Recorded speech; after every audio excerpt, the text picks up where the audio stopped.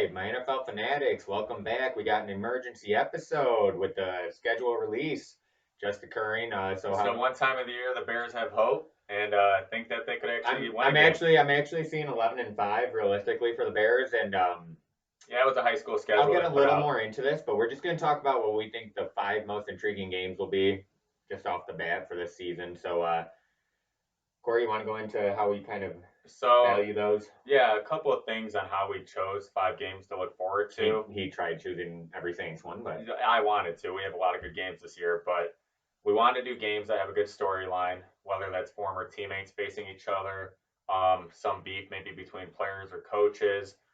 We wanted to do also some kind of game where it could be a shootout or there's a lot of talent in the game, a lot of potential. And I wanted to kind of choose teams that were very successful last year facing successful teams from last year so that it's playoff worthy or teams that Super Bowl contenders. yeah, because now this year only the first seed or gets renewed a bye. rivalries or MVP candidates going at it or Well, it means former more. foes from college. The games mean more this year than ever because it's not 2 seeds getting a bye anymore. Yeah.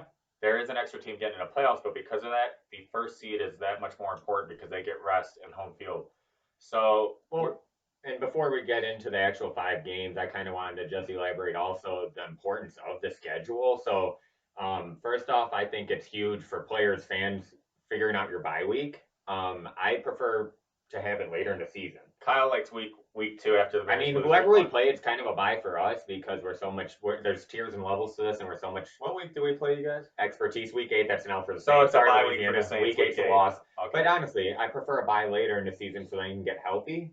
Mm-hmm. You know, for the playoffs. It's a war of attrition by the end of the year. Come playoffs, it's who's the healthiest. Yep, who's the least injured, and then who's on the hot streak. So that's a big thing for players and fans or bye week. Also, you like to break it down to quarters because there's 16 games, so quarters 4 games at a time, and you kind of like to look at when's the toughest gauntlet of your schedule. Or you look at like, oh, okay, we could go 3-1 this time. This is when we have the toughest teams, and then a big one with schedule, big time is especially your hard opponents. Are you playing them at home or away? And I would prefer to play. And then prime time that builds up the players and stuff. Well, you prefer also to play some of your harder opponents. So like a team with experience, like the Saints, I would prefer to play Tom Brady like we do week 1. Oh yeah, because he's new to the system, and with the coronavirus, they can't all gel. And we know the system, and he doesn't know his system yet, and so we get to play in week 1 when it's kind of new to him. Yeah, Tampa. Well, it takes some teams. I mean, as a Saints fan, they don't usually start on fire. It takes them a couple weeks. We struggle week 1, and then also a big thing too is the time of year you're playing someone like, for instance, if the Rams or Saints or somebody's coming in Chicago in December, I love it. Oh, we'll play you anytime. You got a team from the South coming into the Soldier Field, the greatest pillars of Soldiers Field. You got to come play in there in December and go crying like Jared Goff did a couple years ago in that amazing, great Sean Turner. You had success last year when you're holding on to a regular season game 2 years ago. Okay, well, what happened when the Saints came into Soldiers Field? We beat you with during an NFC Championship game. A little bit of snow flurries came down. You guys got lost by 23, 25 points. You were a tyke during that time. I was in junior high. We came in with our practice squad in Chicago. Yeah, it looked like you did. With Teddy Bridgewater. You didn't practice at all. With Latavius Murray. Dude, we took a bye week. That was a bye week for us. Well, okay, before we get on about that. But anyway, so yeah, you got primetime games, when you're bye week, break into quarters, gauntlet, and then time of year if you're playing your tough opponents at home and stuff. So schedule is very important. So to start off, do you want to go with the game I'm looking forward to the most, or kind of the 5th game, I think, because we're going 1 through 5. You. All right, well, shoot your shot. Don't turn me off right away, and don't call me biased or a homer. But the 2 games that I'm looking forward to the most is Saints versus Bucks. And even if you're not a Saints fan or a Bucks fan, Brady versus Breeze, we've been wanting this our whole lives. They have not played many times. Mm-hmm. They're 2 of the greatest to ever do it. It's the end of an era with pocket passers. Yep. I mean, Roethlisberger, Rodgers, Brady, you got Breeze, Manning's gone. It's just to get to watch these 2 right before their career's ending, and they're battling for the most touchdown passes all time. They both have some of the best weapons they've had now. Finally. Yeah. Oh, the talent going back and forth is going to be unreal. And if they get to face each other finally as their career is coming to an end, they're both vying for that touchdown pass record. You have Brady's the most clutch quarterback of all time, and Breeze is the most accurate. Well, and Brady's never had this many weapons, and then now with Breeze, he's got another receiver. He's already got the best receiver in the game, and now Emmanuel Sanders there. Yeah, listen, you name off the lineup. Well, 2 offensive weapons. Okay, I'll do that in a second. But what I was going to say, too, on top of that is it's going to be awesome because it's almost like the home run record, even though they're both on steroids with McGuire and Sosa going back and forth all year. Breeze and Brady are going to go back and forth at each game. You're going to have people like flipping the card with the amount of touchdowns they have because back and forth they'll be vying for that number one. And then with the Saints, um, with the Saints, you got Kamara's going to have a comeback season. You got Emmanuel Sanders, Jared you got Cook, Michael Taysom Thomas, Hill. yeah, Taysom Hill. And then with the frickin' Bucks, you got Godwin, Evans. yeah, you got Godwin, you got Evans. I even like Keyshawn Vaughn. He actually played at the University of Illinois, but then he left to Vanderbilt. But he's a good back now. They got line protection. They got three tight ends, and not just two, but three tight ends that are actually could produce. OJ Howard's their third tight end. And another random fact is Breeze is one of the few starting quarterbacks in his career to have a winning record against Tom Brady. Well, he's 3-2 against him. And then also it's cool too because we saw when the Saints Breeze took down Brett Favre, took down Kurt Warner, and took out Peyton Manning. So now he gets the chance. Let's take out Tom Brady. And here's the thing too for me. Before I wrap this up, but any NFL fan, if you want to watch two great quarterbacks, I know it's a team sport, but going back and forth, it's going to be great. And it's two great quarterbacks where it's pocket passers. It's like almost seeing two great centers that are because NBA is leaving. There's no. It'd be like watching Shaquille O'Neal. Changing. Yeah, like Shaq. But I know when Shaq played Dwight Howard was in his prime and Shaq was old. But if you took Dwight Howard his first couple years in NBA and then playing Shaq when Shaq and it's like because centers is a dying breed now, and it's the same thing with pocket passers. Well, for this week one, we get to see it, so we don't have to wait long. Yeah. And then also we play them week 9 on Sunday Night Football. Well, the fans know, they know. The time's running out, man. They're both in their 40s. Yeah. So they're going to give it all they got. I mean, their work ethic is second to none, both of them. They're ageless wonders. Addicted. They've been watching The Last Dance like Michael Jordan. They got the same work ethic. Before we transition, I did want to say, too, for me this season, because that's the only Saints game I'll mention right now, we get to play the Packers, so Breeze versus Rodgers. We get to play the Eagles, who have been contenders last couple years. What if it's short and was? In my opinion, the best regular season game last year was a shootout with Niners Saints. They're playing this year. We get to play. You got Chiefs. Yeah, Chiefs, Mahomes, the defending Super Bowl. You got to face the Bears. You got to come into Soldier Field. Christmas Day, we're playing the Vikings. We met them twice in the playoffs. Okay, well, we didn't ask for the whole same schedule. Can we get on to the next game? Okay, so for me, and probably Kyle too, the next game I had was Chiefs Ravens.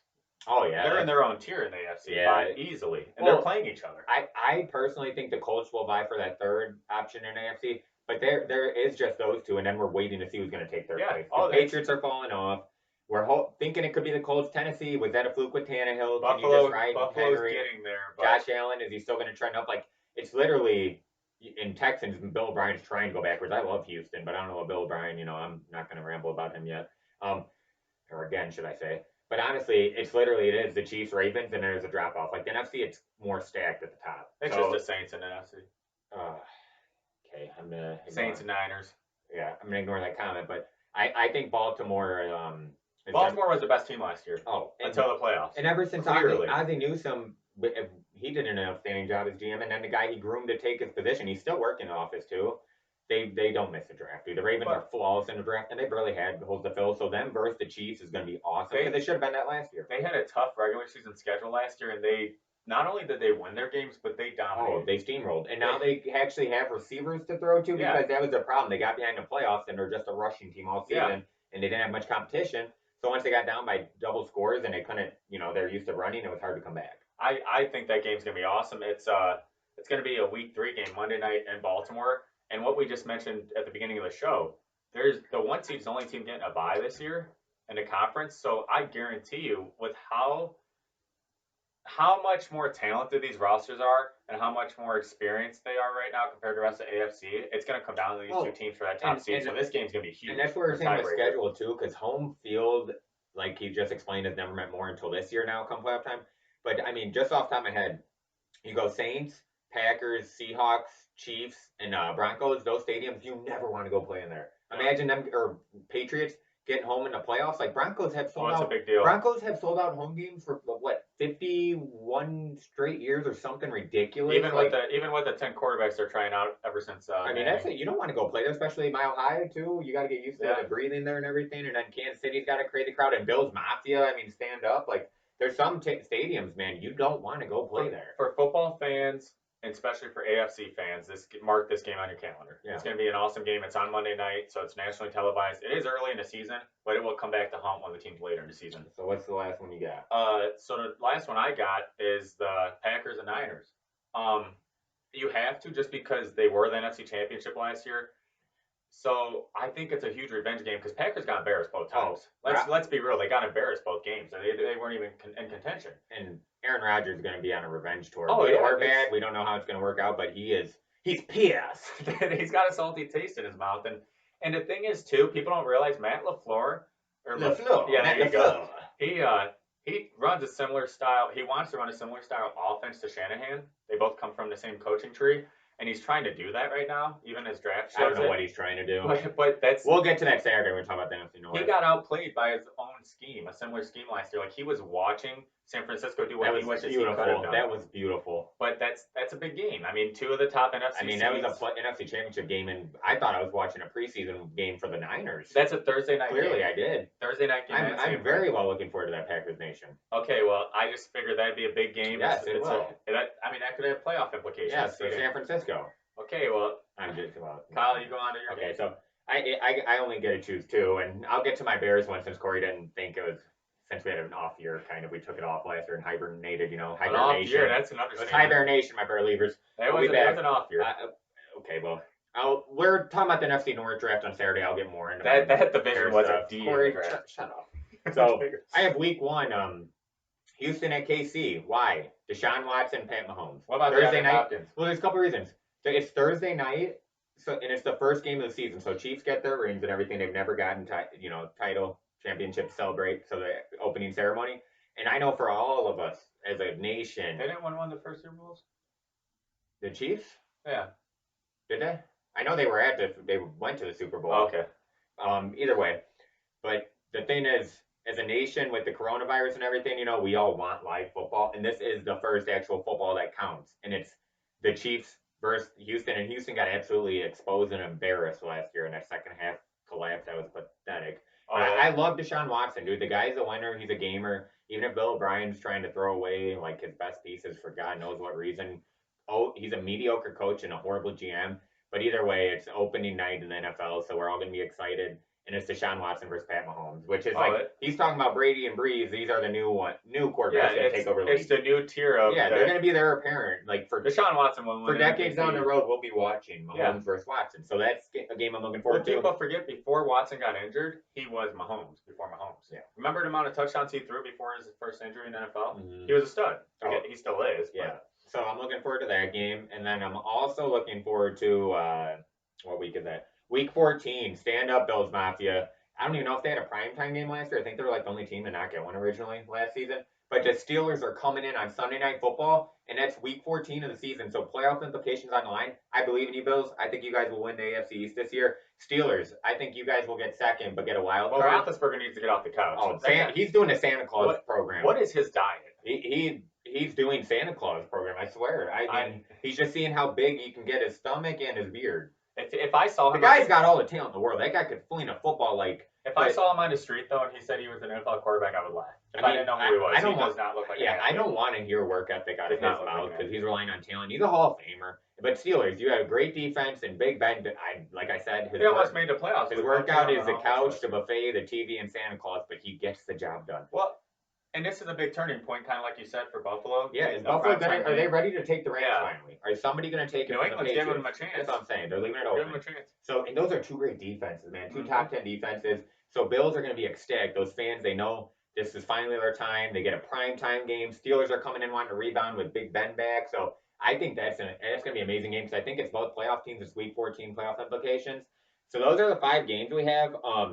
My honorable mention, biggest, most important game, guys. Week 17, Green Bay coming into Soldier Field for the NFC North title on the line. The Bears are going to embarrass you, just like we did 2 years ago, baby. Aaron Rodgers is going to come in. How many times has Aaron Rodgers in okay, heartbeat? So this is sad. So seriously, since the year I was born, they're about, I think the Packers are 39-13. That is not a rivalry. That is one-sided. 39-13. But you know what? I don't care because Lake Michigan, the waves are starting to turn, man. Or the waves are. That reference made no sense. Why did you become a weatherman? Well, you know what, dude? It's gonna happen, man. The Bears. And I don't want to get into too much details with roster and everything. Yeah, please don't. We're going over the we're NFC gonna North. move on We're now. going over the NFC North in 2 days. But I'm telling you, it's the Bears' time. We're going to be healthy. We got MVP Nick Foles, even though Trubisky's a win job. Packers are going to come in. We're going to take the division. Week 17, oldest rivalry in the books. Green Bay comes in. Bears show them who's boss. I promise he has no alcohol in that cup. No, and I wish he did. I will after week 17 when the Bears win the NFC North title, baby. That division is up for taking. Yes, it is. I don't think there's any dominant team in that division. The Bears. And then another honorable mention, the Bengals and Dolphins, I think are going to be Joe Burrow, only if Tua is starting by then. Go Tigers. Because then you have the Alabama versus LSU rivalry. The GOAT. And then the 2 quarterbacks from this draft. Joe Burrow has ice in his veins. So Burrow versus Tua, that'd be awesome. But he'll beat him like he did in college. Yeah, those are the games. But to me, yes, Green Bay coming to Chicago week 17 for the NFC North division on the line. Mark my words when we come back. All I got to say is I know Kyle's going to say the same thing. Oh, and I think the Bears are going to go 11-5, by the way, and win the division.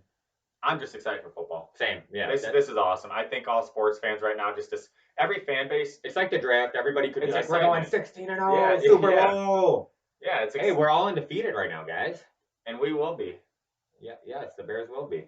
So, yeah, that's, we're pretty pumped. That was just the emergency podcast. So, again, Bears will go 11-5, but those are our important games. Hey, Christmas. First time a Friday NFL game this year. Christmas Day on a Friday, Saints and Vikings. So Merry Christmas to everybody. That made my day. Oh, God, Saints versus Vikings. Watch out, Corey. Yeah. I mean, last time we saw Stephon Diggs, I thought Manti Te'o was looking for his girlfriend. That was not the last time. That was sorry. That was when Rudolph the Red-Nosed Reindeer Corey got in the last second. I mean, you can make fun of the Bears, but we have the Vikings numbers. They're scared of us. Yeah, but you guys don't even make the postseason. Not scared of them. We made it 2 years ago, and we're making it this year. We made it 2 years ago. Guys, wow. If it was not for Cody Parkey, and I don't know what island he's on. He's stranded on an island right now. If it wasn't for Cody Parkey, the Bears would have won the Super Bowl. In the first round. There's no doubt in my mind. If Cody Parkey, I'm dead serious. If Cody Parkey makes that kick, the Bears win the Super Bowl. No, that's false. We had an elite defense in a time we don't let you play defense. You had a quarterback that couldn't throw. Dude, he drove us down the field to win the game. This is way off topic. We're gonna stop. Okay, but hey, thanks guys for tuning in. I hope you're all excited about your schedule. Go Saints, Bear down, my Bear Leavers, Super Bowl football, and Saturday we'll be talking about the NFC North draft class. And then Sunday NFC South. And Sunday NFC South.